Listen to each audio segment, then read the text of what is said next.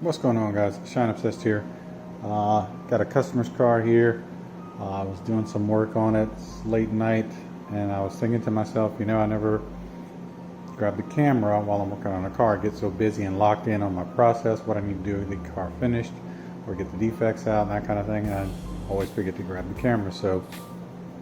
And I really wanted to do it last week because I had a really nice car. Being a gearhead, when I get a cool car and I really get geeked up about it. I had one of the new Audi S5 Sportbacks, and that is a pretty awesome vehicle and a really great color. I'll pop a picture in of how that turned out. It was a really cool car.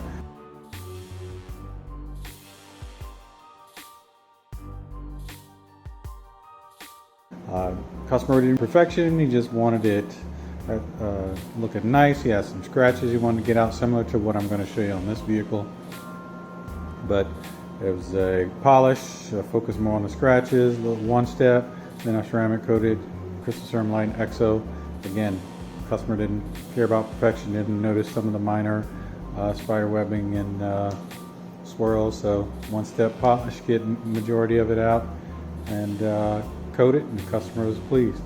I'm going through a similar process on this. This is a 2007 Lexus LS460. Big luxury barge, large car. This car looks really good for its age. Doesn't have a lot of miles on it, but the paint was a little beat for it's what you'd expect with a car this age. I'm gonna bring you guys in and show you where I'm working on the trunk. Unfortunately, had some heavier scratches. Probably looks like you might have set bags on here, or somebody did at one point in time. So I had to go in and do a little wet sanding, and that's what you see here. And what I'm going to be doing to get this out, I'm going to be using my Rupes Mille with a blue foam wool pad from Lake Country to get a majority of those defects out. I want to show you how well that thing finishes down. And you can see I had to sand some of these scratches out, and you can see how swirled out the paint is. And honestly, the vertical panels aren't quite as bad as the horizontals, so I can actually one step those with the coarse wool pad and the Rupes coarse compound, and that actually looks pretty good. Again, this customer's not looking for perfection. They had some scratches mostly, but I'm going to polish it out, even it out. I can't have perfection in some spots and some spots as well. So, and you have to kind of manage your, not only the customer's expectations, but yours as a detailer. You see scratches, you want to get them out, but not every customer wants them out or wants perfection, and not every customer wants to pay for perfection. So, having said that, I'm going to work these out. I'll probably fast forward through the polishing and then bring you guys in to see what it looks like after.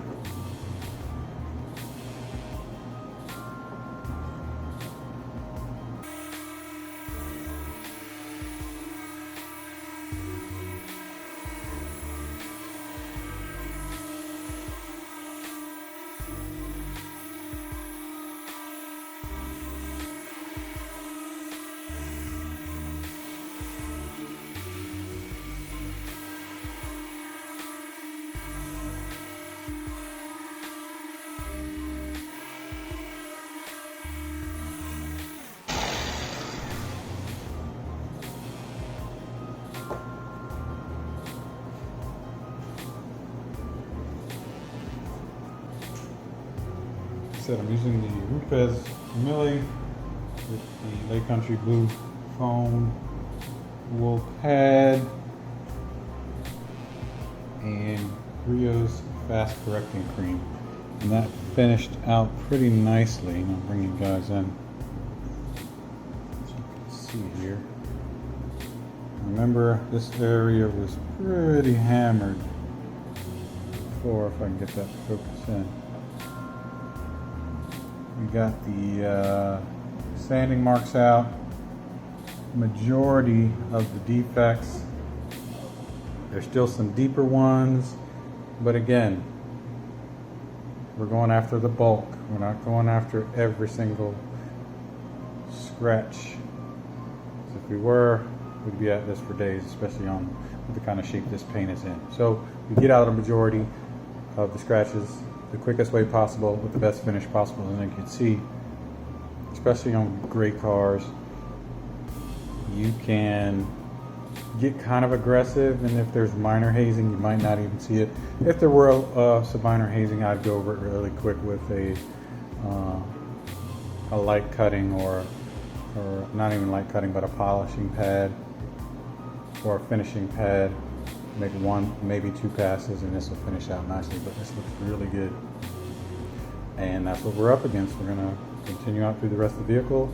I think I'm gonna finish this one in Cquartz UK. I've got a bottle. The shelf life is about a month from expiring, so we want to get that used. Again, this customer is not looking for perfection. He wants a ceramic coating. It's not going all out. Didn't want the full, my usual crystal ceramic light with 2-second XO. So I'm going to use the Cquartz UK. That will come out beautifully, and I'll show you guys the finished product. Alright guys, this is the LS460. We have prepped it, corrected it, prep wiped and coated it. We are almost done. I've done some finishing touches. Got to address the tires.